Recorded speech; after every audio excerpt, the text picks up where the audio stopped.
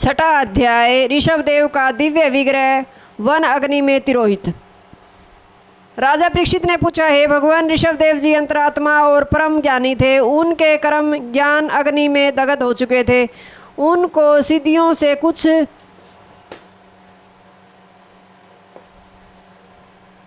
अभिष्ट अनिष्ट तो हो ही नहीं सकता था, फिर उन्होंने उन्हें ग्रहण क्यों नहीं किया?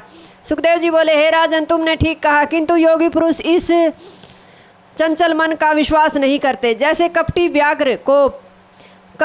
व्याध मृग को पकड़ लेने पर भी उसका विश्वास नहीं करता, जिस मन के विश्वास पर ही शोभरी मुनि की तपस्या भंग हो गई थी, मन का विश्वास करने पर ही काम, क्रोध, लोभ, मोह आदि सभी शत्रु शरीर में प्रविष्ट हो जाते हैं। इसलिए उसका विश्वास कभी नहीं करना चाहिए। ऋषभदेव जी ने यही विचार कर सिद्धियों को ग्रहण नहीं किया। जड़ के समान विलक्षण अवधूत वेश तथा वैसी ही बोलचाल एवं आचरणों से उनका वास्तविक स्वरूप कोई समझ नहीं पाता था। एक दिन वे अपने शरीर को तिरोहित करने की इच्छा से योगियों के देह त्यागने का मार्ग प्रदर्शित करते हुए वहाँ से उठकर चल दिए। उस समय उनको अपने देह का अनुसंधान न था।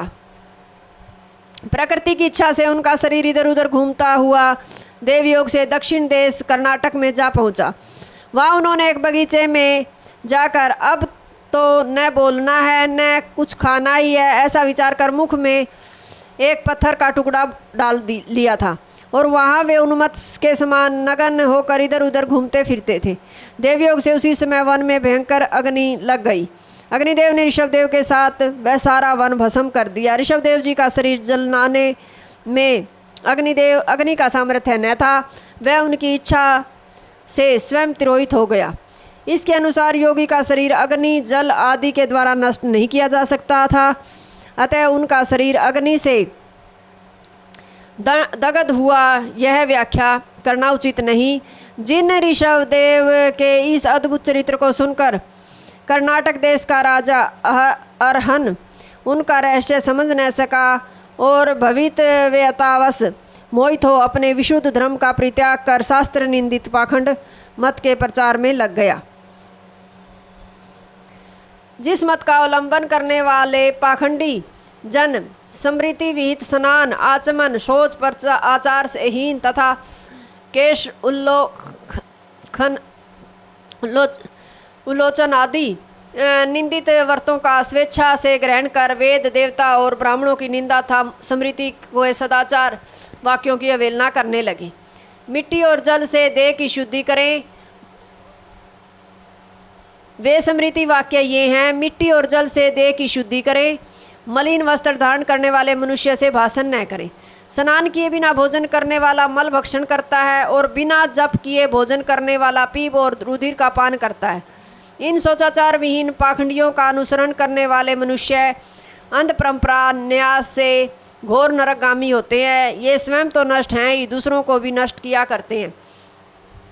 भगवान ऋषभदेव का अवतार वस्तुतः राजसी प्राणियों के मोक्ष मार्ग के प्रदर्शनार्थ हुआ था, न कि कुत्सित मार्ग के प्रचार के लिए।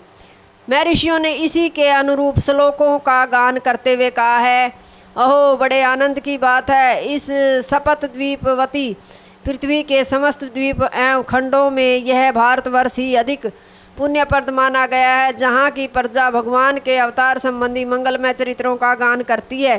अहो आज राजा प्रियव्रत का वंश अपनी कीर्ति को मुदी से भूमंडल को धवल कर रहा है।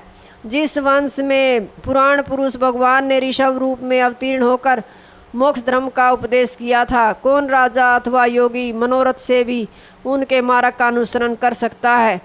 जिन ऋषभदेव ने स्वयं सेवार्थ उपस्थित अनिमा आदि सिद्धियों को अपने स्वरूप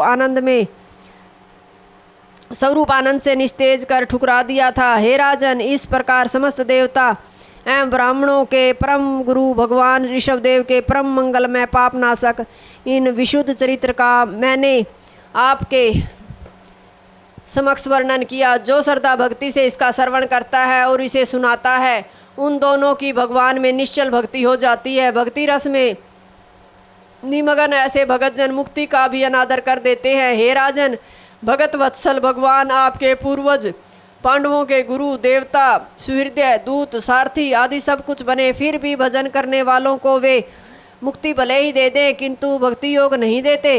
यह भक्ति योग भगवान के निर्मल चरित्रों के श्रवण से प्राप्त होता है, जिससे भगवान आकृष्ट होकर भगत के समीप स्वयं आ विराजते हैं। अब हम ऋषभदेव का यह मंगलमय चरित्र समाप्त कर रहे हैं। आप लोग हाथ जोड़कर उनका ध्यान करें। नित्य अनुभूत अपने स्वरूप आनंद से जिनकी तृष्णा सर्वथा निवृत्त थी ही, किंतु उपदेश द्वारा जिन्होंने दूसरों की भी तृष्णा निवृत्त कर दी तथा ज्ञान निद्रा में सुप्त संसारी प्राणियों के उद्धारार्थ आत्म तत्व का उपदेश किया, उन भगवान ऋषभदेव को हम सिर झुकाकर प्रणाम करते हैं। पंचम स्कंद का 6वां अध्याय समाप्त। हरिओम तत्सत।